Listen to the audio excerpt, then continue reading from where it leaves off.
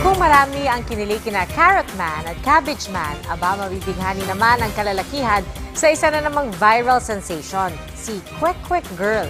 Kilalanin siya sa report na ito.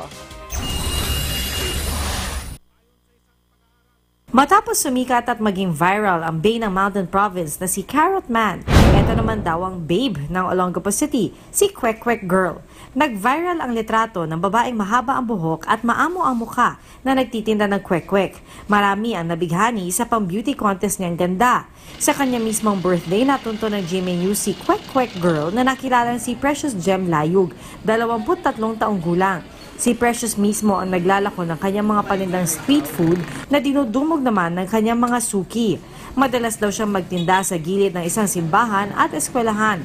Pero hindi lang daw good looks ang hinahangaan kay Kwek Kwek Girl, kundi pati ang kanyang kasipagan at pagiging mabuting ina sa kanyang 4 na taong gulang na anak. Nag-stay po ako dito para matulungan ko po yung mga parents ko, ay mga biyanan ko po. Pangalawa po yung anak ko, gusto ko rin po mga subaybayan ko. Nakaabot si Precious sa second-year college ng kursong Civil Engineering, pero kinailangan niya tumigil sa pag-aaral at maghanap buhay katuwang ang kanyang mister para sa kanilang anak. Ano naman kaya ang masasabi niya na sikat na siya ngayon sa internet? Saya po mami, medyo hindi po makapaniwala po mami. Pagkasalamat po ko sa kanya. Tinutularan niya ako sa kung ano man yung mga ginagawa ko. Napakasipag niya po kahit na na nagtitinda lang po siya ng kwek-kwek. Sana po tularan siya ng mga katulad ko namin. Ang pagsisikap ni Precious para sa kanyang pamilya ang lalo raw nagpapaangat sa ganda ng Pilipina.